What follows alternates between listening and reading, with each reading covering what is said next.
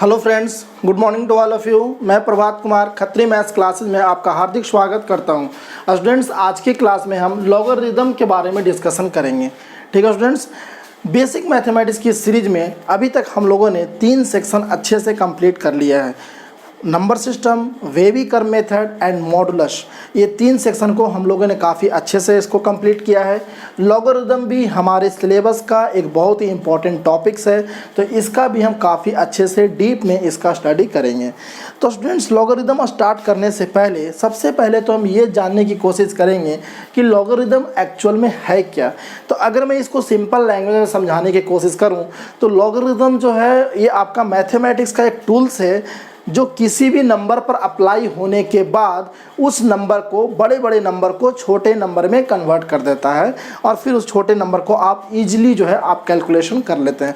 मतलब कैलकुलेशन को simple way में सोल्व करने का एक आपका टूल्स है लॉगरिदम, जो किसी भी बड़े नंबर पर अगर हम लॉगरिदम को अप्लाई करते हैं तो वो छोटे नंबर में कन्वर्ट कर देता है।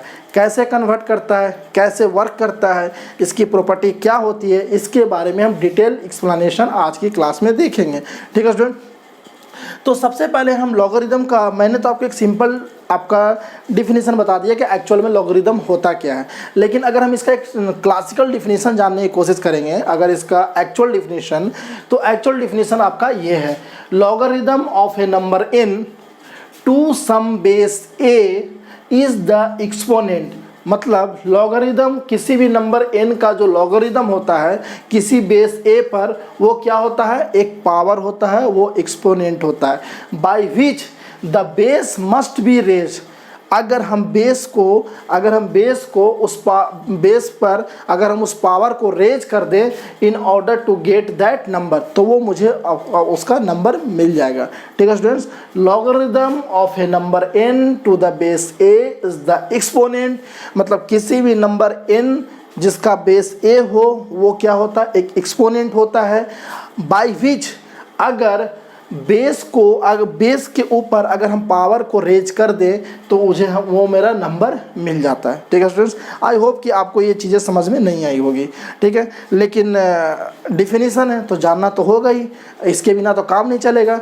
तो इस डिफिनीसन को हम अगर सिंपल वे में अगर समझने की कोशिश करें तो इसको हम एग्जाम्पल से पहले आपको कुछ एग्जाम्पल्स देता हूँ, उसके बाद हम इस डिफिनीसन को और अच्छे से एक्सप्लेन करेंगे। ठीक है स्टूडेंट्स, तो जो नंबर होता है, किसी भी नंबर को हम 2 तरीके से रिप्रेजेंट करते हैं। एक तरीका होता है एक्सपोनेंशियल फॉर्म, जिसको हम रिप्रेजेंट करते हैं n equal to a to the power x रूप में। ठीक है, और दूसरा तरीका होता है लॉगरिदम फॉर्म, जो आपका इस तरीके से होता है। ठीक है ना।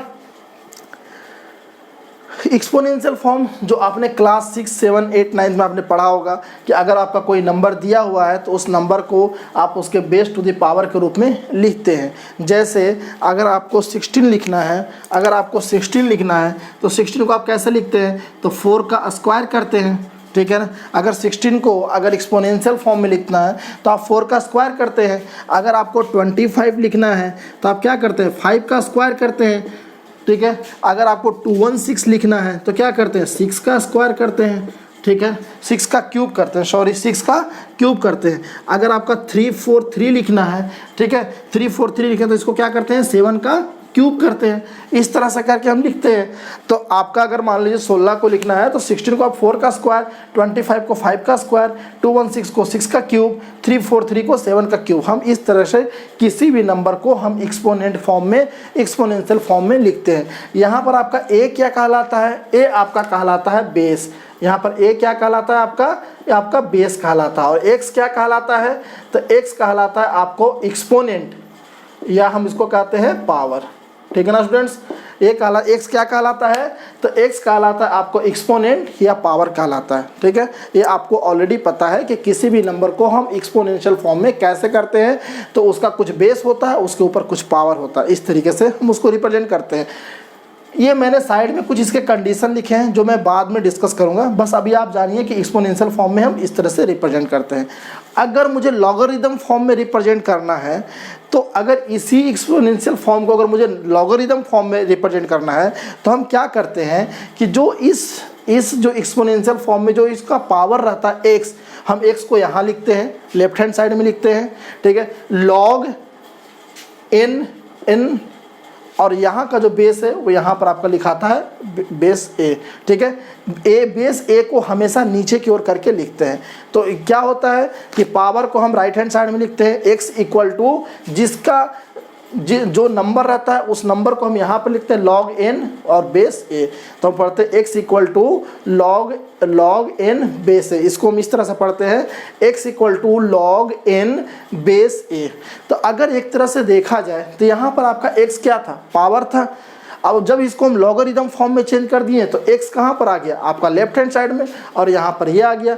तो क्या ये देखने में log n, इसको हम क्या पढ़ते हैं log n बेस a, क्या ये आपका ये पावर नहीं है, x तो आपका पावर था और आप इसी चीज़ को लॉगरिदम में कन्वर्ट किए हैं। तो लॉगरिदम में कन्वर्ट करते तो x आपका यहाँ पर आ गया। तो log n बेस a क्या है आपका, एक पावर होता है, ये एक एक्सपोनेंट होता है। बात को समझ रहे हैं। अब मैं इसी डिफिनीशन से हम इस डिफिनीशन पर जाते हैं। क्या कह रहा है ध्यान से समझिएगा। Logarithm of a number n, किसी भी नंबर n का logarithm to the some base a is the exponent या पावर, कहने का मतलब है कि लॉगरिदम n to the some base a क्या होता है, एक एक्सपोनेंट होता है या पावर होता है, ठीक है। बाई विच, अब थोड़ा सा रिवर्स जा रहा है, by which the base must be raised, by which, अगर इस बेस पर अगर हम इस पावर को रेज कर दें तो हम in order to get that number, तो मुझे वो नंबर मिल जाएगा। बात समझ रहे हैं। बोल रहा है कि logarithm of n base a क्या होता है, एक आपका एक्सपोनेंट होता है। अगर हम इस बेस के ऊपर इस पावर को रेज कर दें तो हमें ये नंबर मिल जाता है। कहने का मतलब ये है कि अगर आप इसी चीज़ को अगर आप ऐसे कर दें, ये बेस है, बेस पर अगर इस पावर को रेज कर दें तो क्या मिल जाएगा, आपका n मिल जाता है। बात समझ में आ रहा है। ये आपका हुआ डिफिनीशन। फिर से एक बार मैं आपको एक्सप्लेन कर रहा हूँ। Logarithm of a number n to the some base a, logarithm of a number n to the some base a is the exponent, ये आपका एक्सपोनेंट है।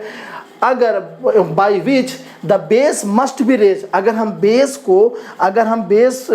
पर अगर हम पावर को रेज कर दें तो हमको वो आपका नंबर मिल जाएगा, ठीक है स्टूडेंट्स। कहने का मतलब ये है कि अगर आपका एक्सपोनेंशियल फॉर्म है तो अगर एक्सपोनेंशियल फॉर्म से अगर आप लॉगरिदम फॉर्म में चेंज करना चाहते हैं तो आपका जो पावर्स होगा वो पावर आपके लेफ्ट हैंड साइड में आएगा, आपका log n हो जाएगा और इसका बेस जो है यहाँ पर आपका नीचे की ओर आ जाएगा, ठीक है।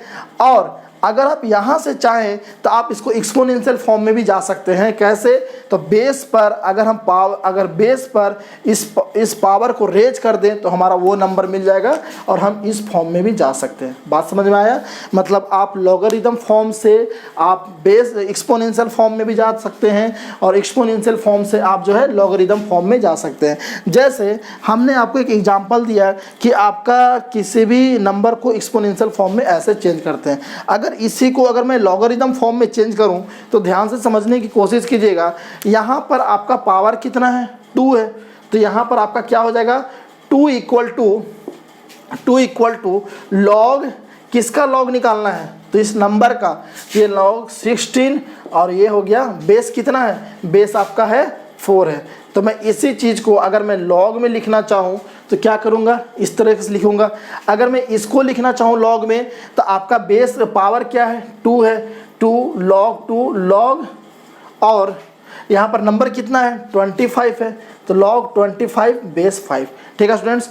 अगर मैं इसको लिखना चाहूँ तो ये आपका हो गया 3 लॉग किसका लॉग लेना है, तो 216 का बेस कितना है 6 होगा। बात समझ में आ रहा है। अगर मैं इसको लिखना चाहूँ तो ये क्या हो जाएगा 3 लॉग किसका होगा 343, बेस क्या हो जाएगा 7। बात को समझ रहे हैं। मतलब अगर हम इस नंबर को ऐसे लिखना चाहें तो जो इसके पावर हैं वो आपको यहाँ पर आ जाएंगे। आपका जिसका आप लॉग निकालना चाहते हैं log 16 का, तो log 16 इसका बेस क्या है 4 है, तो हम इसको ऐसे लिखते हैं। पढ़ते कैसे हैं, log 16 base 4 equal to 2, log 25 base a equal to 2, log 216 to the base 6 equal to 3, ठीक है। अगर मैं इसी चीज़ को अगर मैं इसको एक्सपोनेंट के फॉर्म में चेंज करना चाहूँ तो एक्सपोनेंट के फॉर्म में कैसे चेंज करूँगा, 4 ये जो आपका बेस है, बेस पर अगर ये पावर ऊपर रेज हो जाएगा तो आपको नंबर मिल जाएगा 16। 4 का स्क्वायर इक्वल टू 16। अगर आपको ये पाना है तो 5 का स्क्वायर इक्वल टू 25। ध्यान दीजिएगा मैं जो बात को बोल रहा हूँ कि अगर किसी भी लॉगरिथमिक फॉर्म से, अगर आपको एक्सपोनेंशियल फॉर्म में जाना है तो आपको बेस को है, जो आपका बेस है उस बेस पर ये जो नंबर x है उसको ऊपर पावर को रेज कर दीजिएगा तो आपका नंबर 16 मिल जाएगा। ये जो आपका 5 है, 5 पर आप इस नंबर 2 को रेज कर दीजिएगा तो आपको 25 मिल जाएगा। ठीक है, तो आप यहाँ से यहाँ इस तरह से जा सकते हैं और यहाँ से यहाँ आप इस तरह से जा सकते हैं। ठीक है स्टूडेंट्स, और यही आपका डिफिनीशन ही बोल रहा था कि logarithm of a number n to the base a, ये आपका बेस होता है, ये आपका नंबर होता है। एक्चुअली में क्या होता है, वो एक्चुअली में एक्सपोनेंट या पावर होता है, बाय विच अब वो रिवर्स करके बात कर रहा है कि अगर मैं बेस पर अगर मैं उसके नंबर इस पावर को रेज कर दूं तो मुझे क्या मिल जाएगा, ये नंबर मिल जाएगा। ठीक है स्टूडेंट्स, तो ये होता है आपका लॉगरिथमिक फॉर्म। ठीक है ना, तो ये हो गया आपका लॉगरिथमिक फॉर्म, ये हो गया आपका डिफिनेशन। आई होप कि आपको ये चीज़ें समझ में आई होगी कि एक्चुअली में लॉगरिथम होता क्या है। ठीक है, ये जो कंडीशन है इसके बारे में मैं बाद में डिस्कस करूँगा, बस आपको ये समझने के लिए मैंने आपको यहाँ पर लिख दिया। ठीक है स्टूडेंट्स, अब मैं इसी कॉन्सेप्ट पर बेस पर, इसी कॉन्सेप्ट की बेसिस पर मैं छोटे छोटे कुछ क्वेश्चन करता हूँ। ठीक है स्टूडेंट्स, तो स्टार्ट करता हूँ, इसको मैं हटा देता हूँ। आई होप कि आपको ये चीज़ें समझ में आ गया होगा। अगर चीज़ें अगर अभी भी कंप्लीट तरीके से समझ में नहीं आया है तो मैं आपको बहुत सारा एग्जाम्पल लूँगा और आज की क्लास में कोशिश करूँगा कि लॉगरिथम की जो बेसिक डिफिनीशन है उसको हम अच्छे से समझने की कोशिश करूँगा, ताकि मैं जब इसका हाई लेवल पर जाएंगे तो इन सारी चीज़ों का यूज हो। ठीक है, जब भी हम किसी चीज़ का जब हाई लेवल पर जाते हैं, मतलब उसकी जब अच्छे अच्छे क्वेश्चन सोल्व करते हैं तो उसकी जो बेसिक डिफिनीशन होती है उसकी समझना बहुत ज़रूरी है कि वो बेसिक डिफिनीशन वर्क कैसे करता है। तो मेरी पूरी कोशिश रहेगी कि आज की क्लास में हम इसके बेसिक डिफिनीशन से रिलेटेड ही हम कुछ क्वेश्चन करेंगे और उसको हम समझने की कोशिश करेंगे। तो आई होप कि आपको मैंने जो ये एक्सप्लेनेशन दिया है वो आपको समझ में आया होगा। अब मैं इसको डिलीट करता हूँ और कुछ आपके सिंपल क्वेश्चन लेता हूँ। ठीक है स्टूडेंट्स, तो हटाता हूँ इसको।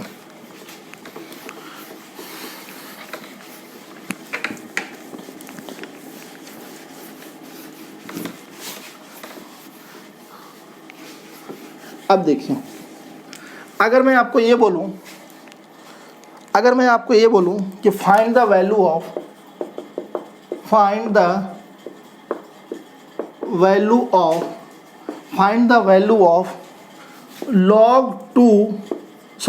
log 16 बेस 2, इसकी वैल्यू क्या होगी। ठीक है, ये फर्स्ट क्वेश्चन है। Second question, log 5 6 to 5 equal to क्या होगा। ठीक है, अगर मैं आपसे बोलूं log 0.01 10 इसकी वैल्यू क्या होगी। ठीक है, अगर मैं आपसे बोलूं log √3 और ये आपका 81 इक्वल टू क्या होगा। ठीक है स्टूडेंट्स, मैं बिल्कुल सिंपल से बात कर रहा हूँ। ठीक है ना, तो आपसे मैं बोल रहा हूँ कि बताइए इसकी वैल्यू क्या होगी। log 16 बेस 2 इसकी वैल्यू क्या होगी। तो आपको तो इसकी वैल्यू पता नहीं है, तो आप इसकी वैल्यू क्या मान लीजिए, तो मान लीजिए इसकी वैल्यू आप क्या मान लीजिए, k मान लीजिए। ठीक है, अब मुझे k की वैल्यू फाइंड आउट करनी है। तो मैं क्या बोला था कि अगर आप log से, ध्यान से समझने की कोशिश कीजिएगा, आपकी इसकी वैल्यू तो पता नहीं है, अब तो मैंने उसको k मान लिया। अगर आप इस log से अगर आप एक्सपोनेंशियल फॉर्म में जाते हैं तो कैसे जाते हैं, तो आपका जो बेस होता है वो बेस के ऊपर आपका जो ये नंबर होता है, ये आपका क्या है, ये आपका ये जो इसकी वैल्यू है और इसकी वैल्यू जो हम k लिख रहे हो, k क्या है, k का पावर है आपका। ठीक है, मैंने अभी आपको यही बात बताया था। तो अगर मुझे नंबर 16 चाहिए, तो बेस पर हम पावर को रेज कर देते हैं, तो मुझे क्या नंबर मिल जाता है, 16। बात समझ में आ रहा है। तो मैं अगर इसी चीज़ को अगर ऐसे लिखना चाहूँ तो क्या हो जाएगा आपका 16 equal to 2 to the power k। ठीक है, बात समझ रहे हैं। 16 equal to 2 to the power k, मतलब जो बेस पर अगर हम पावर को रेज करेंगे तो हमारा नंबर क्या मिलेगा, 16 मिलेगा। अब आप 16 को कैसे लिख सकते हैं, तो आपको तो पता है कि 16 को हम कैसे लिख सकते हैं। तो 16 को 2 2 जा 4 2 ज़ा 8 और 2 ज़ा 16, मतलब 2 टू द पावर 4 के रूप में लिख सकते हैं। 2 to the power 4 equal to 2 to the power k। अगर यहाँ से दोनों को कंपेयर करें तो बेस आपका सेम है, इसलिए पावर भी आपका क्या हो जाएगा, सेम हो जाएगा, और k की वैल्यू क्या आएगा, 4 आएगा। ये आपका आंसर होगा। ठीक है। अगर आप इसको डिफिनीशन से समझना चाहते हैं तो आपका डिफिनीशन क्या बोलता है कि अगर log 16 बेस 2 है तो आप बेस पर वो पावर रेज कीजिए, बेस पर वो पावर रेज कीजिए जिससे आपको क्या मिल जाए, वो नंबर मिल जाए। तो अगर हम बेस पर पावर 4 रेज करेंगे तो आपको क्या मिल जाएगा, वो नंबर मिल जाएगा। इसका निकालने का क्या तरीका है कि मुझे वो नंबर पता नहीं है, तो आपका ये k मान लिए और k मान के आप इस तरीके से आप इसको सोल्व कर दिए। बात को समझ रहे हैं? ठीक है ना स्टूडेंट्स। अगर मैं सिंप्लीफाई करना चाहूँ log 6 to 5 base to the base 5, तो कहने का मतलब ये है कि आप 5 पर क्या पावर रेज कीजिएगा, आप 5 पर कौन सा पावर रेज कीजिएगा जिससे कि आपको क्या मिल जाए, 6 to 5 मिल जाए। बात समझ में आ रहा है? आप 5 पर क्या पावर रेज कीजिएगा कि आपको 6 to 5 मिल जाए। तो क्या पावर रेज करें, तो पावर रेज करना हम k मान लेते हैं, क्यों हमको k रेज करेंगे। ठीक है, क्योंकि हमारा जो log की वैल्यू होती है वो एक्चुअली में वो जो पावर ही होती है। अब मैं इसको यहाँ से जाऊँगा तो क्या आएगा, 5 to the power k, 5 to the ये 5 बेस पर पावर को रेज कर दो, इक्वल टू कितना आएगा, 6 to 5। ठीक है, अब मुझे k की वैल्यू फाइंड आउट करनी है। ठीक है ना, 6 to 5 को आप क्या लिख सकते हैं, तो 6 to 5 को अगर हम 5 के टर्म में लिखना चाहें तो 5 5 25, 25 इंटू 5 कितना हो जाएगा, 125, और 125 इंटू 5 6 to 5। ठीक है, मतलब 5 टू द पावर 4। आप 6 to 5 को आप 5 टू द पावर 4 लिख सकते हैं। अब ये दोनों को कंपेयर कीजिएगा तो यहाँ से आपका बेस तो सेम है, तो k की वैल्यू क्या आएगी, k की वैल्यू आ जाएगी 4। बात समझ में आ रहा है? अगर मैं यहाँ से इसकी वैल्यू फाइंड आउट करना चाहूँ, तो इसकी वैल्यू मुझे पता नहीं है, तो इस वैल्यू किसको क्या मान लिया, k मान लिया। अब देखिए, अगर मुझे k की वैल्यू फाइंड आउट करनी है तो क्या करते हैं, तो ये जो आपका बेस है, बेस पर हम इसका जो ये है जो k है उसके ऊपर पावर ले जाते हैं, तो ये हो जाएगा आपका 0.01 to the power k equal to कितना हो जाएगा, आपका 10 हो जाएगा। अब यहाँ से आप k की वैल्यू फाइंड आउट कर दीजिए। तो k की वैल्यू कैसे फाइंड आउट करेंगे, तो आपका 0.01 एक्चुअली में क्या है, 0.01 को हम क्या लिखते हैं, 1/100 लिखते हैं। 1/100 को क्या लिखेंगे, 10 टू द पावर -2 लिखेंगे। तो यहाँ से आपका ये क्या हो जाएगा, आपका 10 टू द पावर -2, और ये आपका k है तो k मल्टीप्लाई हो जाएगा इक्वल टू 10। ठीक है ना स्टूडेंट्स, इक्वल टू क्या हो जाएगा, 10 हो जाएगा। आपका बेस तो सेम है तो आप पावर को आप इक्वल कर दीजिए। यहाँ पर आपका 1 है तो यहाँ से हो जाएगा -2k इक्वल टू 1, तो k इक्वल टू कितना होगा, -½ हो जाएगा।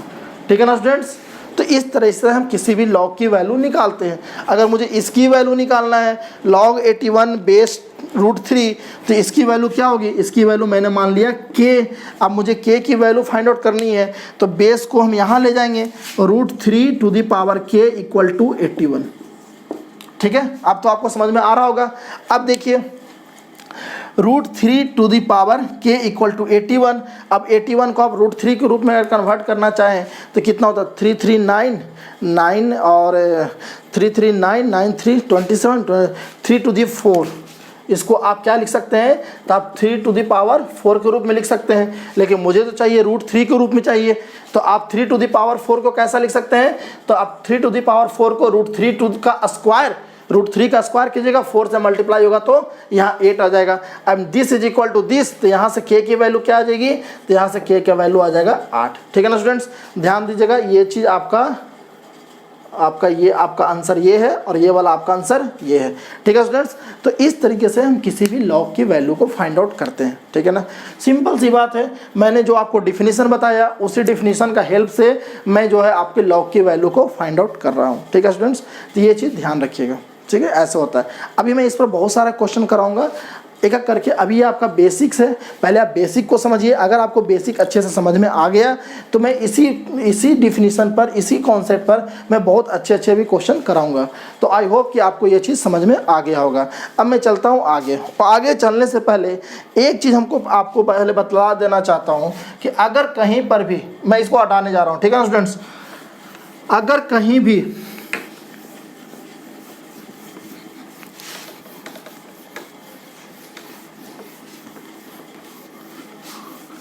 अगर कहीं भी आपको सिर्फ लॉग दिखा मिल जाए, जैसे मैं बोला log 10, ठीक है, log 15, log 50, मैं बोला log 60, अगर कहीं पर भी सिर्फ ऐसे लिखा रहे log 10, log 15, log 16, तो यहाँ पर आपका बेस तो यहाँ पर मेंशन नहीं है, सिंपली log 10 लिखा हुआ है, log 15, log 16 लिखा हुआ है।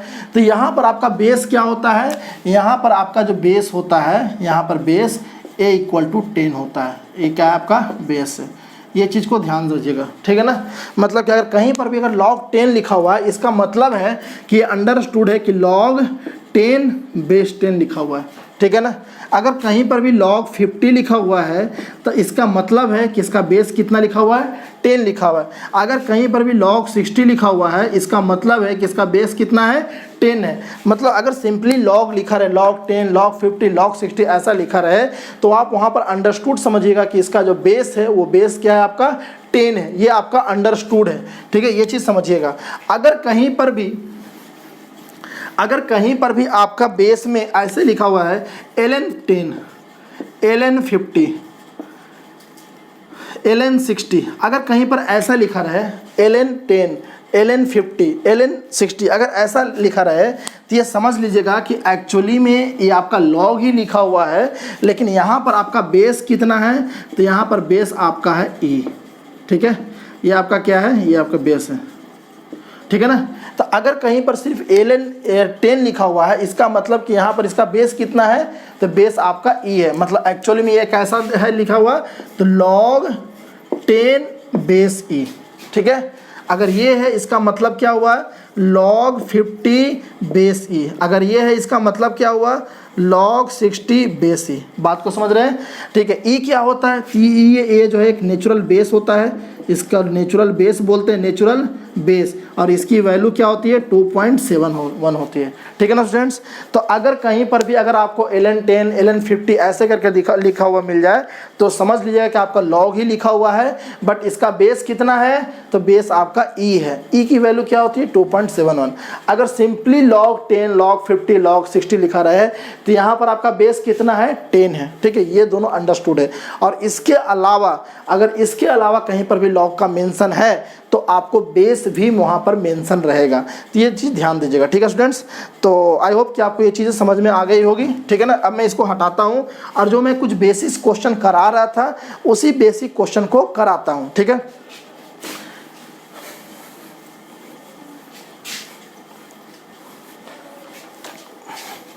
तो मैं कुछ क्वेश्चन दे रहा हूँ। फाइंड द वैल्यू ऑफ, फिर से log 100, ये आपका 1000, ठीक है। इसकी वैल्यू बताइए क्या होगा, log 0.01, 0.001, इसकी वैल्यू बताइए क्या होगा, log 2 - √3, 2 + √3 की इसकी वैल्यू बताइए क्या होगा। और एक वैल्यू अब बताइए, log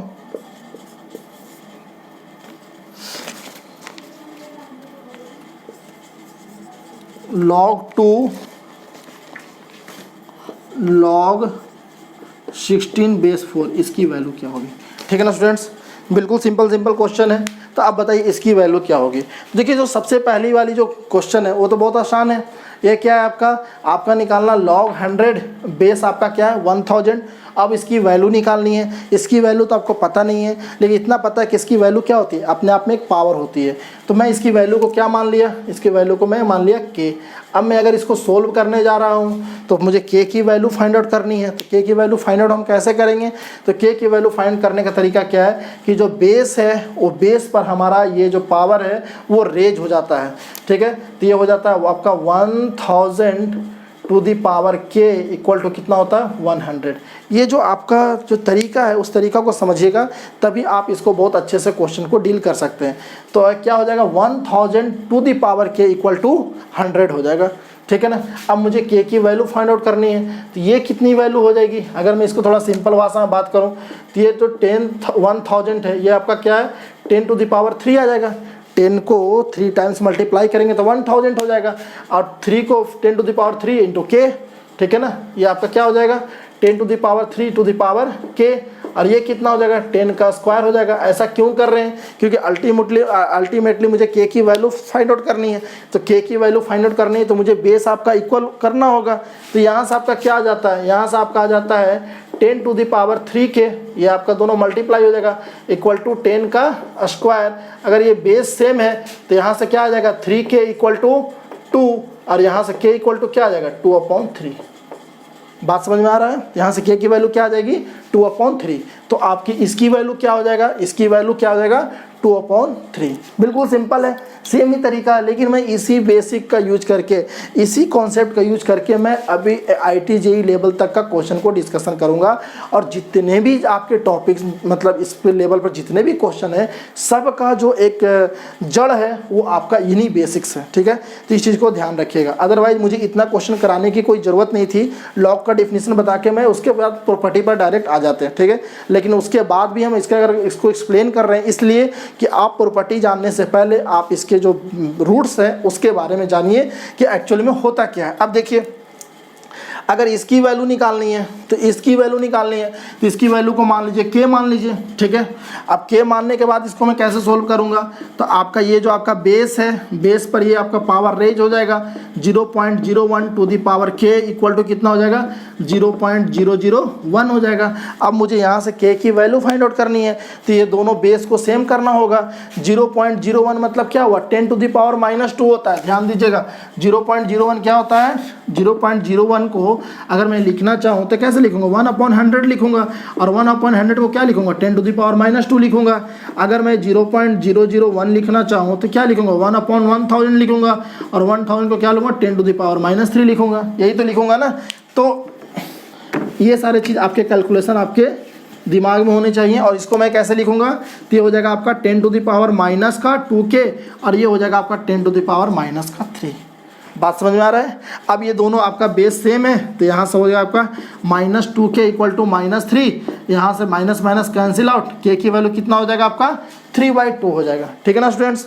अगर मैं इस चीज़ को अगर मैं करना चाहूँ, अगर मैं इसकी वैल्यू फाइंड आउट करना चाहूँ, आई होप कि आपको ये चीज़ें समझ में आ गई होगी, ठीक है। मैं इसको हटा देता हूँ। अगर मैं इसकी वैल्यू फाइंड आउट करना चाहूँ log 2 + √3 टू दी बेस 2 - √3, तो इसकी वैल्यू क्या होगी, तो इसकी वैल्यू मान लीजिए k होगा, इसकी वैल्यू क्या होगा k होगा। अब अगर इसकी वैल्यू k होगा, अगर इसकी वैल्यू k होगा, तो अगर मुझे k की वैल्यू फाइंड आउट करना है तो क्या होगा 2 - √3 to the power k equal to 2 + √3। क्या देख लीजिए एक बार, 2 - √3 to the power k equal to कितना हो जाएगा 2 + √3 हो जाएगा। अभी आपका दोनों बेस सेम नहीं है, अगर आप अभी आपका दोनों बेस सेम नहीं है तो पहले तो मुझे बेस सेम करना होगा। तो आपको पता होगा कि जो 2 + √3 होता है, 2 + √3, तो वो जो होता है 1/2 - √3 के बराबर होता है, ये आपको पता है। अगर नहीं पता तो आप ये दोनों को मल्टीप्लाई कीजिए, दोनों को मल्टीप्लाई कीजिएगा तो आपका 1 आएगा, 1 = 1 ये होता है। मतलब कि 2 + √3 को हम क्या लिख सकते हैं 2 - √3 टू दी पावर -1 लिख सकते हैं। तो अगर मैं इस चीज़ को मैं ऐसे लिख दूँ 2 - √3 टू दी पावर -1, अब ये दोनों सेम हो गया। यहाँ से k की वैल्यू क्या आ जाएगी, k की वैल्यू आ जाएगी -1। बात समझ में आ रहा है, बहुत ज़्यादा सिंपल है। तो इस चीज़ को ध्यान दीजिएगा। अगर मैं इसको डील करना चाहूँ log 2 log 16 बेस 4, यहाँ पर बेस 2 है। अगर मैं इसको डील करना चाहूँ तो ये क्या है, ये भी आपका log ही है, बस इसमें क्या है आपका 2 बार log इसमें अप्लाई हो गया है। अगर मैं इसकी वैल्यू फाइंड आउट करना चाहूँ तो सबसे पहले हम कैसे सोल्व करते हैं उसको देखिए। मैं इन 3 क्वेश्चन को हटाता हूँ, ठीक है ना स्टूडेंट्स। तो ये हो गया।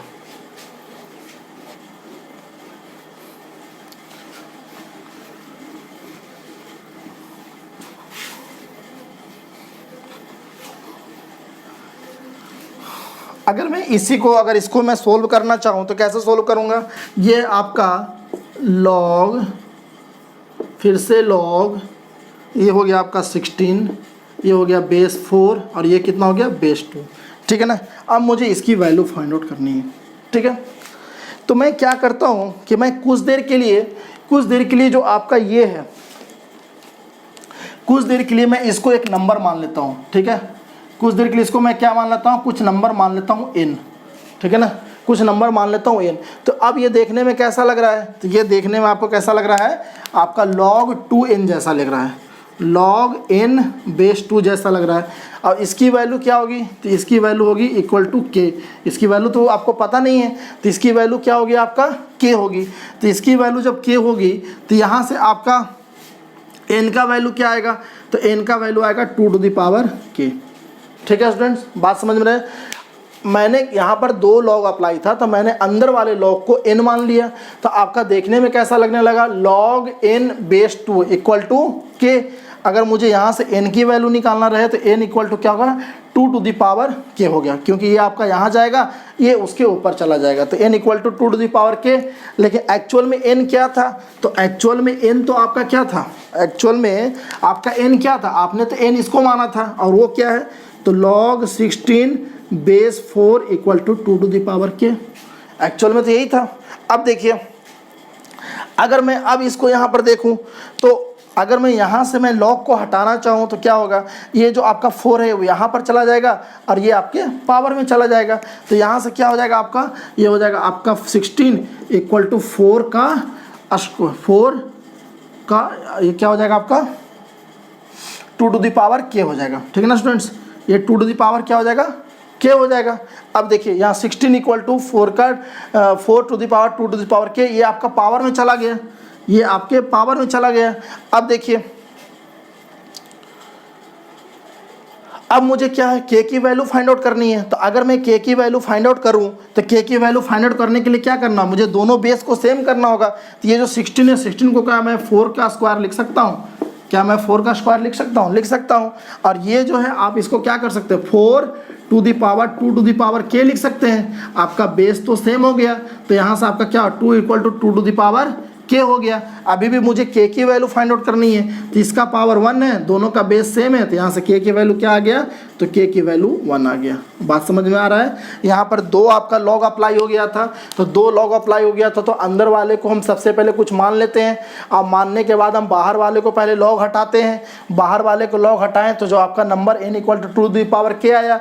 फिर n को तो आपने माना ये था, तो आप इनको फिर से log की डेफिनेशन के अनुसार आप इसको ओपन कर दीजिए, तो वहाँ से आपकी k की वैल्यू आ गई। अगर सिंपल भी बात को समझिएगा, तो अगर मैं उतना ना चलूँ और मैं सिर्फ इतना चलूँ, तो आपका क्या है, ये जो log 16 बेस 4 है, अपने आप में क्या होता है, log क्या होता है, पावर होता है। मतलब कि 4 पर मैं कितनी पावर रेज करूं कि आपका 16 आ जाता है। 4 पर कितना पावर रेज करेंगे, तो 4 पर पावर 2 करेंगे, तब आपका कितना आएगा, 16 आ जाएगा। तो इसका मतलब कि इसकी वैल्यू क्या आ गया, इसका वैल्यू 2 आ गया। तो ये पूरा का पूरा वैल्यू आपका 2 हो गया, तो log 2 बेस 2 हो गया। अब 2 पर हम कितना पावर रेज करें कि आपका 2 आ जाए, तो 2 पर पावर हम एक ही रेज करेंगे तो हमारा 2 आ जाएगा। तो इसलिए k की वैल्यू क्या आ गया, n आ गया। आप इस तरीके से भी सोच सकते हैं। तो अगर देखिए, अगर जब आपका एक log था तो बड़ा आसानी से कर लिए, log में अगर 2 log उसमें अगर आ गया तो थोड़ा सा सोचना पड़ रहा है। तो इसी तरीके से आपके कॉन्सेप्ट वही रहेंगे, ठीक है। आपको बस थोड़ा थोड़ा अपना लेवल को इंक्रीज करना पड़ेगा, ठीक है ना स्टूडेंट्स।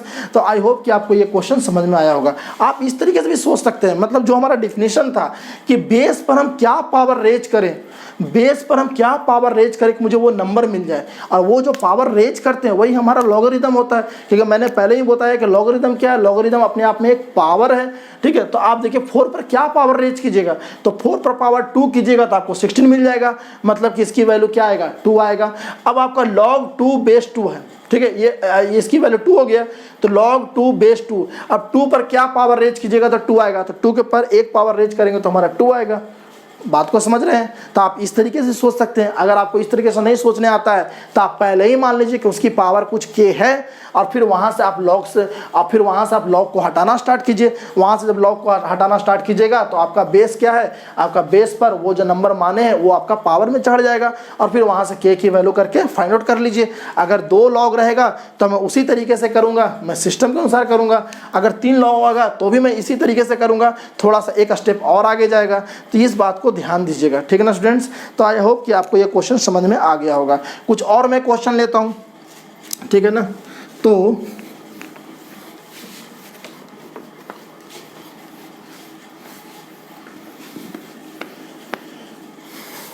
क्वेश्चन है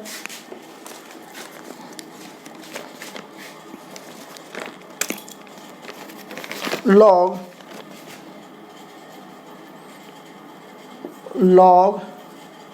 बेस को मैं लिखा हूँ 2√2, ध्यान दीजिएगा। बेस को लिखा हूँ मैं 2√2 और ये आपका n क्या है 32, ये 5 इसमें है इंटू 4, ठीक है। आप इसकी वैल्यू बताइए। दूसरा वैल्यू लॉग 3 नहीं, ये 3 तो बेस है, log x base 4 equal to 2। अब यहाँ से x की वैल्यू बताइए। तो बहुत ज़्यादा सिंपल है। कैसे सिंपल, हमारा कॉन्सेप्ट तो वही है। अब यहाँ पर क्या है कि अगर मैं इस तरह समझने की कोशिश करूँ कि 2√2 पर मैं क्या बेस इंक्रीज करूँ कि हमारा ये नंबर आए, तो थोड़ा ऐसे सोचना थोड़ा डिफिकल्ट हो जाता है। इसलिए हम क्या करते हैं कि जब लॉगरिदम निकालना होता है तो मैं उसकी कुछ वैल्यू को मान लेता हूँ, ठीक है ना।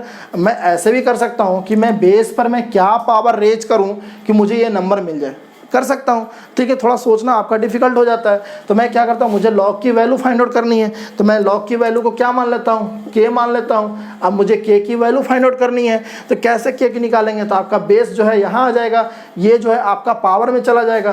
तो 32 ये हो जाएगा 5√4 इक्वल टू 2√2। बात समझ में आया? अब मुझे क्या करना है, 2√2 टू द पावर k। अब मुझे क्या करना है, k की वैल्यू फाइंड आउट करनी है। k की वैल्यू फाइंड आउट करनी है तो ये तो श्योर है कि अगर आपको k की वैल्यू फाइंड आउट करनी है तो आपको इधर का भी जो बेस है वो आपको 2√2 जैसा बनाना पड़ेगा। अगर आप 2√2 जैसा बनाते हैं तो उसके बाद बेस को कंपेयर करके आप पावर बेस को समान इक्वल करके आप बेस कंपेयर कर पावर कंपेयर करके आप k की वैल्यू फाइंड आउट कर सकते हैं। तो अब मैं ऐसे करने की कोशिश करता हूँ। तो देखिए आप 32 को आप कैसे लिख सकते हैं, 32 को आप लिख सकते हैं 2 के पावर 5, 2 दूनी 4 दूनी 8 दूनी 16 दूनी 32। तो आप इसको लिख सकते हैं 2 के पावर 5, ठीक है। और ये जो है 4 को आप 4 को क्या लिख सकते हैं, 1 टू द पावर 5 लिख सकते हैं या नहीं लिख सकते हैं, लिख सकते हैं। आप इसको देखिए, आप इसको कैसे लिख सकते हैं, 2 रहेगा ही और √2 का आप 2 टू द पावर 1/2 कर सकते हैं, ठीक है, 1/2। अब देखिए इसको भी आप ऐसा कर दीजिए, ये हो गया आपका 2 के पावर 5 और ये हो गया आपका 2 का स्क्वायर। 2 का स्क्वायर होगा मतलब 2 टू द पावर 2/5। 2 का स्क्वायर होगा जब इससे मल्टीप्लाई होगा तो क्या होगा, 2/5 इक्वल टू ये कितना हो जाएगा, ये 2 के पावर 1 है तो 1 + 1/2 इक्वल टू कितना हो जाएगा, 3/2, ठीक है ना। ये अगर दोनों का बेस सेम है तो पावर ऐड हो जाता है, तो आपका ये हो जाएगा 3/2 टू द पावर k, ठीक है ना स्टूडेंट्स। अब ये दोनों का ऐड कीजिएगा तो कितना आएगा, तो 2 टू द पावर 5 + 2/5, 5 + 2/5 और ये कितना आ जाएगा 2 टू द पावर 3k/2 आएगा, ठीक है ना स्टूडेंट्स। ये कितना आ जाएगा, तो ये आ जाएगा 2 टू द पावर 27/5 और ये कितना आ जाएगा 2 टू द पावर 3k/2, ठीक है ना। और फाइनली मैंने क्या किया, फाइनली मैंने बेस को इक्वल कर लिया। अब हमने फाइनली बेस को इक्वल कर लिया तो हम पावर को भी इक्वल कर सकते हैं। तो हमारा पावर क्या है, 3k/2 इक्वल टू 27/5। यहाँ से आप कैंसिल आउट कीजिए 9।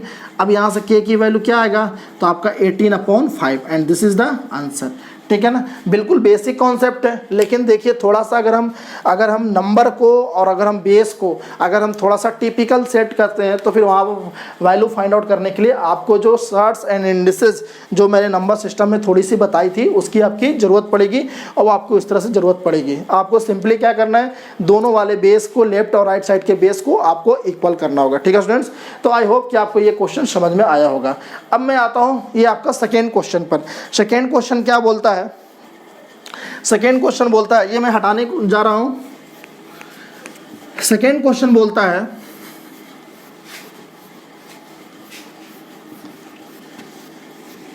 सेकेंड क्वेश्चन कि अगर ऐसा है इक्वल टू 2 दिया हुआ है तो बोल रहा है कि आप x की वैल्यू फाइंड आउट कीजिए। अब थोड़ा उल्टा पूछ दिया, अभी तक ये वैल्यू देकर इसकी वैल्यू फाइंड आउट करने के बोलता था, मतलब यहाँ पर कुछ दिया रहता था, बोलता था कि इस पूरे का वैल्यू फाइंड आउट कीजिए।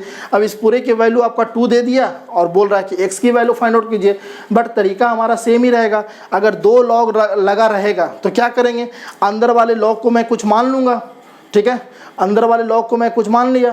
तो अगर अंदर वाले लॉग को मैं क्या मान लूँ, अंदर वाले लॉग को n मान लूँ। अगर मैं अंदर वाले लॉग को अगर n मान लूँ तो n मानने पर हमारा ये कैसा बन गया, ये बन गया log n base 3 equal to 2। और ऐसा करके हमने क्या किया, ऐसा करके हमने एक लॉग को हटा दिया, ठीक है, एक लॉग जो बाहर वाला था उसको मैंने क्या कर दिया, हटा दिया। और यहाँ से n की वैल्यू क्या आ गया, n की वैल्यू 9 आ गया, ठीक है। लेकिन हमने n माना किसका था, तो n तो हमने इसको माना था, log x base 4 to the power 9 माना था।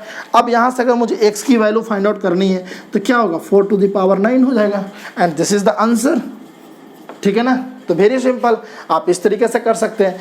आप जो ये बार बार आप n लिख रहे हैं, आप n ना भी लिख सकते हैं, आप डायरेक्ट मन में ऐसा मान सकते हैं कि इसको मैंने क्या मान लिया, इसको n मान लिया। और मैं जब आगे क्वेश्चन सोल्व करूंगा तो मन में ही मान के करूंगा, ठीक है, क्योंकि इसको बार बार n जैसा लिखना सही नहीं है। अगर मुझे इसकी वैल्यू फाइंड आउट करना रहे, log x बेस 4, अगर ये 2 है, अगर मुझे इसकी वैल्यू फाइंड आउट करना रहे तो मैं सिंपली लिखूंगा, एक स्टेप में मैं log को हटा रहा हूं तो ये क्या हो जाएगा, log x बेस 4, ये क्या होगा, 2 का स्क्वायर हो जाएगा, ठीक है ना, ये 2 का स्क्वायर ही होगा ना, सॉरी ये 3 है, तो ये आपका हो जाएगा 3, तो ये क्या हो जाएगा आपका 3 का स्क्वायर हो जाएगा। अब यहाँ से आपका फिर से x निकालना, तो ये क्या हो जाएगा, ये आपका यहाँ चला जाएगा और ये हो जाएगा 4 टू द पावर 9। तो मैं बार बार इसको n नहीं मानूंगा, ठीक है, अभी शुरुआती दौर है तो मैं आपको मानकर आपको ये बतलाने की कोशिश कर रहा हूँ। तो आई होप कि आपको ये चीज़ समझ में आ गया होगा, ठीक है ना स्टूडेंट्स। तो इसी जैसा कुछ भी और मैं क्वेश्चन करूँगा, आपको मैं 5 सेकेंड का समय देता हूँ, 10 सेकेंड का, आप इसको समझने की कोशिश कीजिए, ठीक है स्टूडेंट्स। तो आप इसको एक बार अच्छे से देखिए कैसे कैसे मैंने किया है।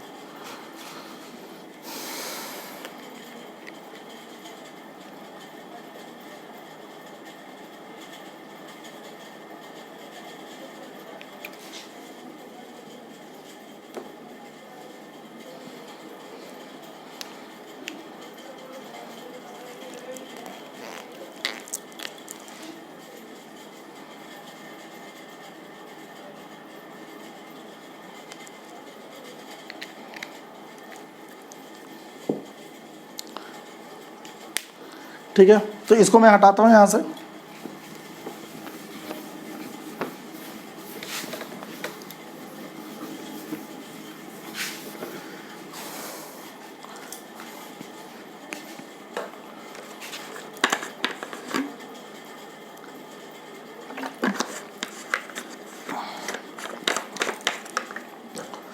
नेक्स्ट क्वेश्चन है आपका,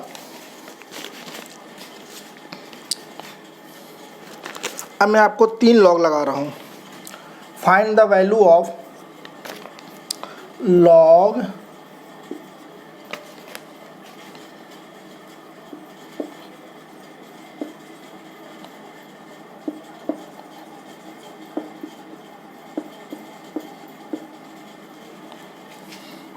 and second one is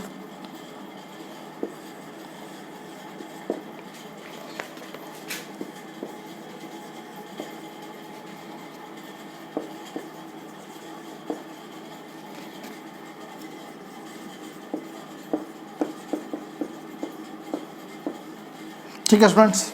अब देखिए, मैंने सबसे पहले आपको एक लॉग लगा कर दिखाया, ठीक है, एक लॉग लगाकर मैंने उसको फाइंड आउट करने के बारे में बताया। उसके बाद मैंने आपको 2 लॉग आपको लगा कर दिखाया और उसके बाद आप कैसे वैल्यू को फाइंड आउट करते हैं। अब मैं आपको यहाँ पर 3 लॉग लगा कर दे रहा हूँ। अब मैं बोल रहा हूँ कि इसकी वैल्यू फाइंड आउट कीजिए। फाइंड आउट करने का वही सिंपल सा तरीका, क्या करते हैं, इसको मैं मान लेता हूँ k मान लेता हूँ, यहाँ से इसको मैं यहाँ से k मान लेता हूँ और मैं सबसे जो बाहर वाला है वो एक एक करके लॉग को मैं यहाँ से हटाता जाऊँगा, ठीक है। तो अगर मैं इस वाले लॉग को हटाऊँगा, ध्यान से समझिएगा, अगर मैं इस वाले लॉग को हटाऊंगा, इस वाले लॉग को हटाऊंगा तो ये जो आपका बेस है वो बेस यहाँ पर चला जाएगा और के क्या है आपका पावर में चला जाएगा। तो यहाँ से मेरी वैल्यू क्या निकल कर आएगी, मैं अगर इसको हटाऊंगा तो अब मैं इसको पूरे को n a b c ऐसा नहीं मान रहा हूँ, ठीक है। अब आप इसको अपने मन में ही मानिए कि ऐसा हो रहा है, ठीक है, क्योंकि अल्टीमेटली हम करते क्या है, मैं एक एक करके लॉग को वहाँ से साइड के हटाते रहता हूँ, ठीक है ना। अगर मैं हर क्वेश्चन को अगर n और a b c करके मानूंगा तो फिर वो बिना मतलब के बहुत ज़्यादा लेंदी हो जाएगा और वो अब फिर मतलब कोई मतलब नहीं रहेगा हमारे बेसिक कॉन्सेप्ट समझने का। तो अगर मैं अभी इसकी वैल्यू फाइंड आउट करने जा रहा हूँ तो मैंने इसको मान लिया के, और के मानने के बाद मैंने सबसे पहले बाहर वाला को लॉग को हटाया, तो बाहर वाले लॉग का जो बेस है वो बेस यहाँ आ जाएगा और 3 टू द पावर के आ जाएगा। तो सेकेंड स्टेप में मेरा क्या बचेगा, log 2 log 749 equal to 3 to the power K, यही बचेगा, ठीक है ना। यहाँ से आपको ये बचेगा, आपने इस वाले लॉग को हटा दिया। अब मैं नेक्स्ट स्टेप चलूँगा तो मैं इस वाले लॉग को हटा दूंगा, इस वाले लॉग को हटाऊंगा। तो अगर इस वाले लॉग को हटाऊंगा तो इस वाले लॉग को हटाने के बाद आपका क्या होगा, तो इस वाले लॉग को हटाइएगा तो आपका ये 2 आपका यहाँ चला आएगा, तो ये हो जाएगा आपका log 49 base 7 equal to 2 to the power 3 to the power K, ठीक है ना। यही है, आप ऐसा कर लीजिए 3 टू द पावर के, ठीक है ना स्टूडेंट्स, आप ऐसा लिख लीजिए। अगर आप इसी चीज़ को अगर आप ये आपका हो गया, ठीक है ना स्टूडेंट्स।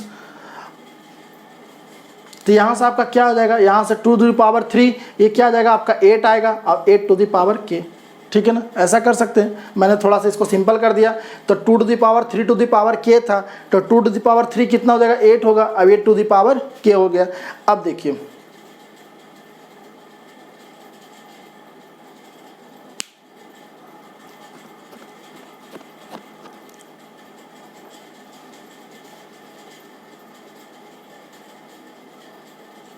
एक सेकेंड, ये आपका क्या हो गया 3 टू द पावर के हो गया, ठीक है ना। अब 3 टू द पावर के हो गया तो इसको मैंने क्या किया, आपका 2 to the power 3 to the power K कर दिया, ठीक है, ठीक है। अभी आप इसको इतना ही रहने दीजिए, ठीक है ना। तो ये आपका क्या हो गया, आपका ये हो गया 2 to the power 3 to the power K, ये हो गया। अब मैं नेक्स्ट स्टेप में अगर मैं इस लॉग को हटाने जा रहा हूँ तो इस लॉग को हटाने के लिए क्या करना पड़ेगा, ये आपका 7 आपका यहाँ चला आएगा, आपका 7 यहाँ चला जाएगा और ये सारे ऊपर चले जाएंगे। तो ये क्या होगा 49 इक्वल टू 7, ध्यान से समझिएगा, ठीक है, आपको किसी भी तरह कोई कन्फ्यूजन ना हो, इसलिए मैं इतना एक्सप्लेन में लिख रहा हूँ, इतना एक्सप्लेन वे में करके लिख रहा हूँ, अदरवाइज इतना करने की कोई ज़रूरत नहीं था। तो अगर मैं 49 लिखना है तो 49 को मैं कैसे लिखूँगा, तो 49 को हो जाएगा आपका 7 to the power 2 to the power 3 to the power K, ये हो जाएगा, ठीक है ना स्टूडेंट्स। अब देखिए ध्यान से समझिए, ये 49 को क्या कर सकते हैं, 7 को स्क्वायर कर सकते हैं, 7 का स्क्वायर, आप इसी को 49 को क्या कर सकते हैं, आप 7 का स्क्वायर कर सकते हैं। अब जब 7 का स्क्वायर कीजिएगा तो आपका ये बेस तो सेम है, तो आप दोनों को कंपेयर कीजिए, दोनों को कंपेयर कीजिएगा तो क्या आएगा 2 equal to 2 to the power 3 to the power K आएगा, आएगा या नहीं आएगा, ठीक है। अब ये आपका फिर से बेस आपका सेम है, पावर आपका 1 है, अगर मैं कंपेयर करूंगा तो यहाँ से क्या आएगा, यहाँ से आएगा 1 equal to 3 to the power K आएगा। अब 1 को आप क्या लिख सकते हैं 3 to the power 0 equal to 3 to the power K, और यहाँ से के की वैल्यू क्या आएगी 0, and this is the answer, ठीक है। मैं थोड़ा आपको एक्सप्लेन बिल्कुल एकदम सिंपल बेसिक से बताने जा रहा हूँ, इसलिए मैं आपको इतना करके दिखाया। अब देखिए अगर मैं इतना नहीं करता और ये सारे बिल्कुल सिंपल आपके एग्जांपल सेट किए हुए, इसका मतलब क्या है कि 7 का स्क्वायर कि 7 का कितना पावर लगाएं कि आपका 49 आ जाए, तो 7 का पावर 2 करेंगे तो आपका 49 आ जाएगा, मतलब इसकी वैल्यू 2। अब 2 पर कितनी पावर लगाएं कि 2 आ जाए, 2 पर पावर 1 लगाएंगे तो 2 आएगा, तो इसकी वैल्यू आ गया 1। अब 1 यहाँ पर है, अब बेस 3 है, तो 3 पर कितना पावर लगाएं कि 1 आ जाए, तो 3 पर आपका 0 पावर लगाएंगे तो कितना आएगा 1 आएगा, अल्टीमेटली के की वैल्यू क्या हो गया 0 हो गया। तो इस तरह से आपको फाइंड आउट करना था, ठीक है ना स्टूडेंट्स। तो इस चीज़ को ध्यान रखिएगा कि कैसे हम फाइंड आउट कर रहे हैं। तो आपका एक एक करके सबसे बाहर वाले से अंदर वाला, बाहर वाले से करके अंदर वाले लॉग आपको हटाते जा रहा हूँ। अगर मैं इसकी वैल्यू फाइंड आउट करना पड़े, अगर ये मैं 4 जिसमें 4 लॉग लगा हुआ है, तो मैं बिल्कुल उसको सिंपल तरीके से करूँगा, ठीक है। तो अब मैं इसको हटाता हूँ यहाँ से, तो एक बात ध्यान दीजिएगा कि अभी जो ये चीज़ मैं आपको बता रहा हूँ, चूँकि आपका अभी मैं प्रॉपर्टी नहीं बताया हूँ तो मैं बिल्कुल बेसिक तरीके से बता रहा हूँ, तो आपको ये थोड़ा टाइम ले रहा है, ठीक है। और लेकिन ये चीज़ समझना बहुत ज़रूरी है, बाद में जब मैं आपको प्रॉपर्टी बताऊँगा तो फिर आपको इतना भी लिखने की ज़रूरत नहीं है, ये बिल्कुल आप मतलब कि ओरली आप इसको कर सकते हैं। अगर मैं आपको बाद में जब प्रॉपर्टी बताऊँगा तो आप ओरली कर सकते हैं। अगर कोई स्टूडेंट्स ये वीडियो देख रहा होगा और ऑलरेडी उसने लॉगरिदम थोड़ी बहुत पढ़ रखी होगी तो फिर इसको इतनी करने की ज़रूरत नहीं है। बट ये हमारा बेसिक तरीका है, तो बेसिक तरीका मुझे आना चाहिए। अगर बेसिक तरीका आएगा तभी हम जो है उसको अच्छे क्वेश्चन को हम कर सकते हैं, ठीक है स्टूडेंट्स। तो इसलिए मैं आपको इतना लॉन्ग वे में बता रहा हूँ। जब मैं प्रॉपर्टी बताऊँगा तो फिर आप इसको ओरली भी बहुत आसानी से कर सकते हैं, ठीक है ना। तो ध्यान रखिएगा, ठीक है। जो भी स्टूडेंट ने प्रॉपर्टी पढ़ी होगी लॉग के बारे में तो उनके लिए बहुत ही आसान लग रहा होगा, जिन्होंने नहीं पढ़ी है उनको भी आसान लगेगा जब मैं प्रॉपर्टी बता दूंगा तो। लेकिन आपका ये बेसिक मैं जिस तरीके से बता रहा हूँ ये आपको जानना ज़रूरी है, क्योंकि आपको जब तक जानेंगे नहीं तो फिर आपका जो है कोई ऐसा कंसेप्चुअल क्वेश्चन आ जाएगा तो वहाँ पर आपको दिक्कत होगा। तो आपको यहाँ से इतने सारे क्वेश्चन है, आपको ये पता चल गया होगा कि अगर लॉग दिया हुआ रहे तो हम लॉग से कैसे बाहर निकलते हैं, ठीक है। अब मुझे अगर इसकी वैल्यू फाइंड आउट करना पड़े तो इसको मैं मान लूँगा के, ठीक है। अगर मैं एक लॉग, अब देखिए मैं इसी में कर रहा हूँ, अगर मैं इस लॉग को हटाना चाहूँ तो ये 5 कहाँ आ जाएगा, यहाँ आ जाएगा 5 आपका यहाँ आ जाएगा और ये आ जाएगा 5 टू द पावर के आ जाएगा, ठीक है।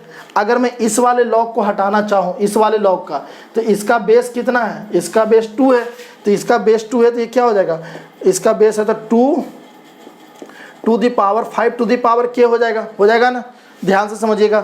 अगर मैं इस वाले को हटाना चाहूँ तो इसका बेस कितना था, 3 है, तो अगर इसका बेस 3 है तो 3 को यहाँ लिखेंगे और ये पहले से ये आपका इतना है तो 2 to the power 5 to the power K है, ठीक है ना स्टूडेंट्स। अब मैं अगर इसको हटाना चाहूँ, अगर इस वाले लॉग को हटाना चाहूँ तो आपका ये 2 यहाँ आएगा और ये सारा का सारा पावर में चला जाएगा, तो ये कितना होगा आपका 2 to the power 3 to the power 2 to the power 5 to the power K, ठीक है ना स्टूडेंट्स। और यहाँ से क्या आ जाएगा आपका वैल्यू, यहाँ से वैल्यू आ जाएगा 512, ठीक है ना। अब देखिए आपका जो बेस कितना है, बेस तो आपका 2 है, तो आप 5.2 को आप 2 के रूप में कन्वर्ट कीजिए। तो 5.2 को अगर हम 2 के रूप में कन्वर्ट करें तो कितना होगा, तो 2 4 2 8 2 16 2 32 2 64 2 128 256 और 512, मतलब कि आपका 2 to the power 9, 2 to the power जब 9 करेंगे तो कितना आएगा 512 आएगा। 2 2 4 8 16 32 64 128 256 256 512, हाँ 2 टू द पावर 9 करेंगे तो कितना आएगा 512 आएगा। तो इसको आप कर दीजिए 2 टू द पावर 9 कर दीजिए। अब आपका ये वाला बेस सेम है तो आपका ये इससे कंपेयर होकर कितना आ जाएगा 9 equal to 3 to the power 2 to the power 5 to the power K आ जाएगा। अब देखिए आपका यहाँ 3 है, यहाँ 9 है, तो आप इसको 3 का स्क्वायर कर दीजिए, 3 का स्क्वायर। अब आपका ये सेम है तो ये और ये आपका कंपेयर हो जाएगा, तो 2 equal to 2 to the power 2 to the power 5 to the power K हो जाएगा, ठीक है ना। अब देखिए आपका ये बेस सेम है तो यहाँ पावर आपका 1 है, तो इसको इससे कंपेयर कर दीजिए, तो 5 टू द पावर के इक्वल टू 1 है, 5 टू द पावर के इक्वल टू 1 है, इधर 5 है तो इसको आप 5 टू द पावर 0 कर दीजिए और यहाँ से के की वैल्यू क्या आ जाएगी 0, and this is the answer, ठीक है ना स्टूडेंट। तो बहुत ज़्यादा सिंपल है, बस आप अभी आपको मैं बेसिक मेथड से बता रहा हूँ तो आपको थोड़ा सा टाइम लग रहा है। जब मैं इसको प्रॉपर्टी बता दूंगा तो आपके लिए बहुत ही आसान हो जाएगा। तो आई होप कि आपको मैंने जो लॉगरिदम को जो मैंने आपको बेसिक्स कुछ क्वेश्चन कराए वो आपको समझ में आया होगा, ठीक है। लेकिन अभी भी मैंने लॉगरिदम का एक जो सबसे बेसिक डिफिनीसन में एक जो सबसे मेन पॉइंट है वो मैंने अभी तक आपको नहीं बताया है, और वो है आपका लिमिटेशन ऑफ लॉगरिदम। लॉगरिदम का लिमिटेशन, जैसे लिमिटेशन मतलब ये है, कहने का मतलब ये है कि जैसे मैं आपको बोलता हूँ कि √x, ठीक है, तो यहाँ पर आपका x का क्या लिमिटेशन है, x का यहाँ पर क्या लिमिटेशन है,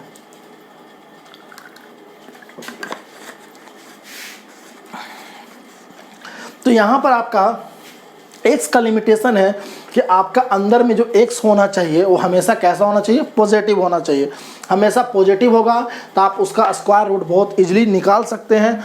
अगर आपका स्क्वायर रूट के अंदर की क्वांटिटी नेगेटिव होगी तो आप उसका स्क्वायर रूट नहीं निकाल पाइएगा। तो इसका लिमिटेशन क्या हो गया कि इसका लिमिटेशन है x आपका पॉजिटिव होना चाहिए। ठीक है, उसी प्रकार लॉगरिदम जो हम डिफाइन करते हैं logarithm of base n, logarithm of n base a मैं जो डिफाइन करता हूँ तो उसके भी कुछ आपके लिमिटेशन होते हैं। ठीक है, वो सारे नंबर के लिए आप लॉगरिदम नहीं निकाल सकते, उसका भी कुछ लिमिटेशन होते हैं, तो हम उसकी लिमिटेशन को जानने की कोशिश करेंगे। बहुत ज़्यादा इंपॉर्टेंट है जो लिमिटेशन है। जो हम फंक्शन पढ़ते हैं, जो फंक्शन में हम डोमेन निकालते हैं, तो वहाँ पर डोमेन निकालते वक्त मुझे इस अगर उस डोमेन में अगर लॉगरिदम का यूज होता है तो वहाँ पर मुझे इसका लिमिटेशन का ज़बरदस्त यूज पड़ता है, तो मैं इसको ध्यान से देखूंगा। ठीक है ना स्टूडेंट्स, तो इसको मैं हटाता हूँ।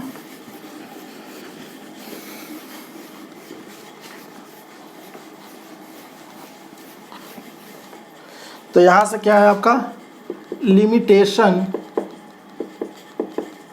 Of logarithm, logarithm. ठीक है, लॉगरिदम का लिमिटेशन। तो अगर आपका लॉग n बेस a अगर x equal to log n base a दिया हुआ है तो यहाँ पर ध्यान रखिएगा कि जो a की वैल्यू होगी हमेशा पॉजिटिव होगी। जो आपका बेस है वो आपका हमेशा पॉजिटिव होगा। a की जो वैल्यू है आपका 1 कभी नहीं होगा और जो आपका n है वो आपका क्या होगा पॉजिटिव होगा। मैंने जो आपको शुरुआती जो आपको लिया था, शुरुआती में जो आपको क्लास लिया था तो उसमें जो एक्सपोनेंशियल फॉर्म लिखा था, एक्सपोनेंशियल फॉर्म में मैंने साइड में यही इसी कंडीशन को डिस्कस किया था। अब मैं आपको बोला था कि मैं बाद में इसके बारे में डिस्कस करूंगा। ठीक है, तब वही समय है जो इसको मैं डिस्कस करने जा रहा हूं। तो अगर किसी भी लॉगरिदम दिया हुआ है तो लॉगरिदम का 3 लिमिटेशन है। Logarithm of n base a, इसका लिमिटेशन क्या है कि आपका जो बेस है वो हमेशा क्या होना चाहिए पॉजिटिव होना चाहिए।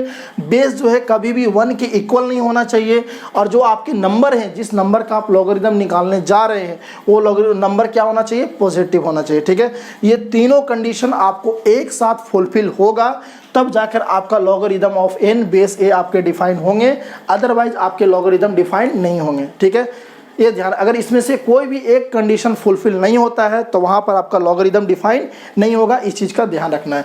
ये ऐसा क्यों होता है, a ग्रेटर देन 0 ऐसा क्यों होता है, a नॉट इक्वल टू 1 ऐसा क्यों होता है, n ग्रेटर देन 0 ऐसा क्यों होता है, इसके बारे में हम अभी जानने की कोशिश करेंगे। देखिए, a ग्रेटर देन 0 इसलिए होता है, a की वैल्यू हमेशा पॉजिटिव इसलिए होती है कि अगर मैं इसी नंबर को अगर मैं एक्सपोनेंशियल फॉर्म में चेंज करूं तो ये क्या होगा आपका a to the power x equal to n होगा। ये तो मैं अभी शुरुआत से मैं यही बता रहा हूं कि अगर किसी भी लॉगरिदम को अगर आप एक्सपोनेंशियल फॉर्म में चेंज करेंगे तो a to the power x equal to n होगा। इसी नंबर को मैं एक्सपोनेंशियल फॉर्म में चेंज किया हूँ और इसी को मैं इधर भी चेंज कर सकता हूँ। आपको अगर a बोला गया कि पॉजिटिव होना चाहिए, अगर मैं a को पॉजिटिव नहीं रखकर अगर मैं a को निगेटिव रखता हूँ, जैसे मैं बोलता हूँ -2, तो -a को अगर मैं निगेटिव रखता हूँ -2 और मैं पावर को लिखता हूँ 2, तो यहाँ से इसकी वैल्यू क्या आ जाएगी 4 आ जाएगी, आएगी ना। लेकिन अगर मैं -2 टू दी पावर 1/5 लिखूंगा तो क्या आपका ये डिफाइन होता है क्या? या फिर मैं यहाँ पर लिख दूँ -2 टू दी पावर 1/2 मतलब कि √-2, तो क्या आपका ये डिफाइन होता है क्या? स्क्वायर रूट में अगर उसके अंदर की क्वांटिटी माइनस रहती है तो क्या वो डिफाइन होता है? नहीं होता है। तो -2 का जब हम स्क्वायर कर रहे हैं तो 4 आ जा रहा है। -2 का जब पावर में हम 1/5 लिख रहे हैं तो वो आपका डिफाइन नहीं होता है। -2 के पावर में 1/2 लिख रहे हैं तो वो भी आपका डिफाइन नहीं होता है। मतलब कि अगर हम a की वैल्यू अगर हम नेगेटिव लेते हैं, अगर हम a की वैल्यू नेगेटिव लेते हैं तो कुछ नंबर के लिए वो तो डिफाइन होता है और कुछ नंबर के लिए वो डिफाइन नहीं होता है। तो चूँकि मैंने तो लॉगरिदम का एक डिफिनीशन तैयार कर रहा हूँ, तो डिफिनीशन वो होता है जो हर वक्त हर जगह हर तरीके से अप्लाई हो सके। तो इसलिए हम a को हमेशा क्या रखते हैं पॉजिटिव रखते हैं। क्यों? क्योंकि निगेटिव रहने पर कुछ जगह पर डिफाइन हो रहा है, कुछ जगह पर डिफाइन नहीं हो रहा है। तो इससे अच्छा है कि कंफ्यूजन रखने से अच्छा है कि मैं निगेटिव वाले को हटा देता हूं और हमेशा क्या रखता हूं पॉजिटिव। अगर मैं पॉजिटिव रखूंगा, अगर a की वैल्यू पॉजिटिव रखूंगा तो वो आपका ऑलवेज डिफाइन होगा। ठीक है ना स्टूडेंट? अगर हम a की वैल्यू पॉजिटिव रखेंगे तो 1 टू द पावर 5 आपको पता है, 2 टू द पावर -2 ये भी आपको क्या आएगा डिफाइन होगा। 2 टू द पावर -2 मतलब 1/2 का स्क्वायर। ठीक है ना स्टूडेंट्स? तो ये बात को ध्यान रखिएगा। तो a को हम पॉजिटिव इसलिए रखते हैं क्योंकि अगर हम a को निगेटिव रखेंगे तो कुछ नंबर के लिए आपके वो डिफाइन होते हैं और कुछ नंबर के लिए डिफाइन नहीं होते हैं, इसलिए हम a को हमेशा पॉजिटिव रखते हैं। मतलब हमारा किसी भी लॉगरिदम में जो बेस होता है वो हमारा हमेशा पॉजिटिव होता है। सेकेंड है आपका a not equal to 1। a not equal to 1 कहने का मतलब है कि आपका बेस कभी भी 1 नहीं होना चाहिए। ऐसा इसलिए कह रहा है कि अगर हम बेस को 1 मान लिए, अगर मान लीजिए कि आपका ऐसे x equal to log n, base आपका क्या है 1 है, ठीक है। अगर मैं 1 को मान लिया, ठीक है ना, अगर मैं 1 को मान लिया, अगर मैं इसको एक्सपोनेंशियल फॉर्म में चेंज करेंगे तो 1 to the power x equal to n हो जाएगा। बात समझ आ रहा है। और किसी भी 1 के पावर में कुछ भी रखें वो हमेशा क्या आएगा, हमेशा आपका 1 ही आएगा, 1 इक्वल टू 1, ठीक है। तो आप यहाँ पर n की वैल्यू कुछ भी लीजिए, n की वैल्यू आप 202 लीजिए, 203 लीजिए, कुछ भी लीजिए, अगर आप बेस को 1 करते हैं तो हमेशा क्या देगा, हमेशा n इक्वल टू 1 देगा। तो ये तो गलत है ना। हाँ, n आप कुछ भी लीजिए, अगर आप बेस 1 लिखते हैं, अगर आप इसका बेस 1 करते हैं तो हमेशा एक फिक्स्ड वैल्यू देगा, वो देगा 1, जो कि गलत है। मुझे डिफरेंट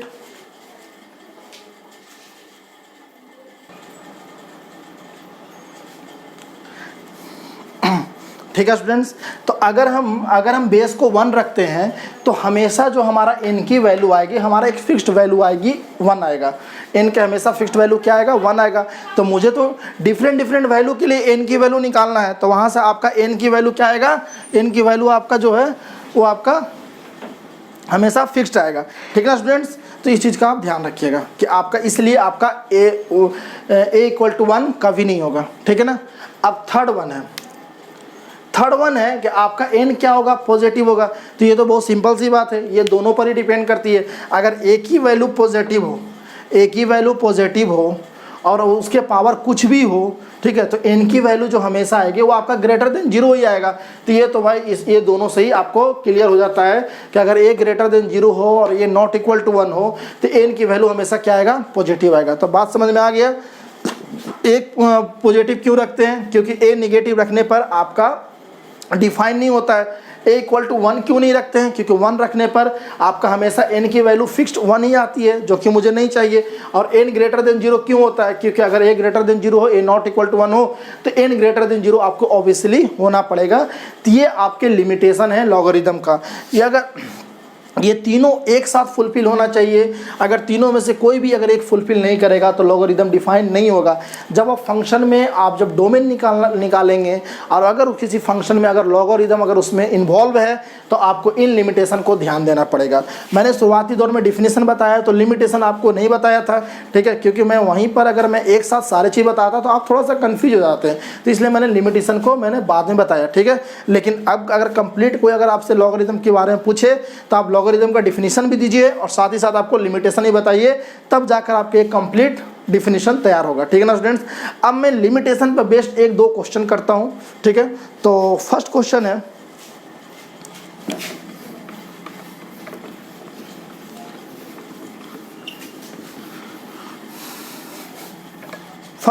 आपका है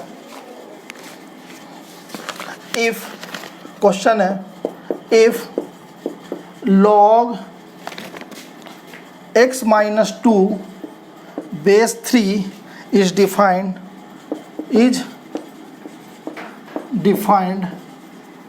then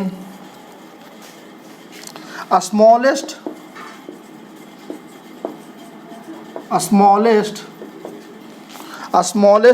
possible integral value of x, a smallest possible integral value of x क्या होगा, ठीक है। आपसे ये पूछ रहा है कि अगर आपकी बोल रहा है कि आपका log x minus 2 base 3 is defined, आपका डिफाइंड है। डिफाइंड मतलब कहने का मतलब है कि आपका ये तीनों कंडीशन आपका फुलफिल करता है। अगर ये तीनों कंडीशन फुलफिल करता है तो smallest possible integral value of x की सबसे छोटा इंटीग्रल वैल्यू क्या होगी। तो आप ध्यान दीजिए कि अगर ये डिफाइन है, तो आपका ए पॉजिटिव होना चाहिए, बेस पॉजिटिव होना चाहिए, तो बेस तो आपका 3 है, तो 3 तो ऑलवेज पॉजिटिव होना चाहिए, है ही, ठीक है। आपका ए नॉट इक्वल टू 1 होना चाहिए, मतलब बेस आपका 1 नहीं होना चाहिए, तो बेस तो आपका 1 नहीं है, बेस आपका 3 है। आपका n कैसा होना चाहिए, तो n ग्रेटर देन 0 होना चाहिए। यहाँ पर n के बदले में क्या है, x माइनस 2, तो आपका इसका मतलब क्या हुआ, अगर लिमिटेशन की बात करेंगे तो x माइनस 2 क्या होना चाहिए, ग्रेटर देन 0 होना चाहिए, क्योंकि मुझे ऑलरेडी बोला गया कि लॉग जो है आपका डिफाइन है। डिफाइन है मतलब कि तीनों कंडीशन को फुलफिल कर रहा है, जिसमें 2 कंडीशन तो मुझे क्लियर दिख रहे हैं कि ये कंडीशन फुलफिल कर रहे हैं। अब मुझे n की वैल्यू x माइनस 2 है, तो x माइनस 2 भी कैसा होना चाहिए, ग्रेटर देन 0 होना चाहिए। x माइनस ग्रेटर देन 0 होना चाहिए, मतलब x की वैल्यू ग्रेटर देन 2 होना चाहिए। तो x इज ग्रेटर देन 2, तो 2 से बड़ा, तो 2 से बड़ा सबसे छोटा इंटीजर क्या होता है, तो 2 से बड़ा सबसे छोटा इंटीजर क्या होता है, 3 होता है। तो यहाँ से x की वैल्यू क्या आएगा, x की वैल्यू 3 आएगा, and this is the answer, क्योंकि आपसे बोल रहा smallest possible integral value of x, मतलब x की सबसे छोटी इंटीग्रल वैल्यू। तो x इज ग्रेटर देन 2, तो 2 से बड़ा सबसे छोटा इंटीजर 3 आता है। 4 जो है वो 3 से भी बड़ा होता है, 5 जो है वो 4 से 3 से सबसे बड़ा होता है। तो 2 से बड़ा सबसे छोटा इंटीजर क्या होगा, आपका 3 होगा, and this is the answer, ठीक है ना स्टूडेंट्स। तो ये चीज़ ध्यान से समझिएगा। एक क्वेश्चन और मैं लेता हूँ,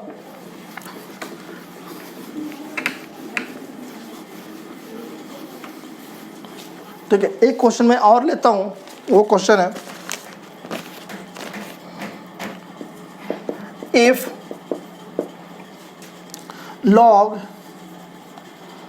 x माइनस 1, बेस को मैंने लिख दिया 10 माइनस 1, ये थोड़ा अच्छा वाला क्वेश्चन है। 10 minus x is defined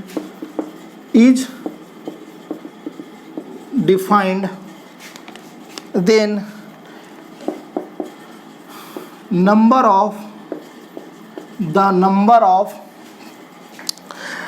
of possible integral values of x, number of possible integral values of x, number of possible integral values of x, ठीक है ना। अब देखिए सबसे पहले तो ये देखिए आपका बोल क्या रहा है, बोल रहा है कि आपका ये जो लॉग है वो आपका डिफाइंड है। इसका मतलब कि अगर ये डिफाइंड है तो ये तीनों कंडीशन को फुलफिल करता है, ठीक है। तो फिर बोल रहा है कि the number of possible integral values of x की कितनी वैल्यू, x की कितने पॉसिबल इंटीग्रल वैल्यूज होंगे, ठीक है ना। तो अब ध्यान से समझिए कि अगर ये डिफाइन है तो बेस कैसा होना चाहिए, बेस हमेशा ग्रेटर देन 0 होना चाहिए। आपका बेस कैसा है, 10 माइनस एक्स, ठीक है ना। तो ये तो पता नहीं चल रहा ना कि ग्रेटर देन 0 है कि लेस देन 0 है, तो बेस कैसा होना चाहिए, आपका हमेशा ग्रेटर देन 0 होना चाहिए, ठीक है। आप जब इसको सोल्व करेंगे तो minus x greater than minus 10 होगा, माइनस को हटाएंगे तो आपका साइन चेंज हो जाएगा और एक्स लेस देन 10 हो जाएगा, ठीक है। तो ये तो आपको ये पता चला, यहाँ से ये पता चल गया।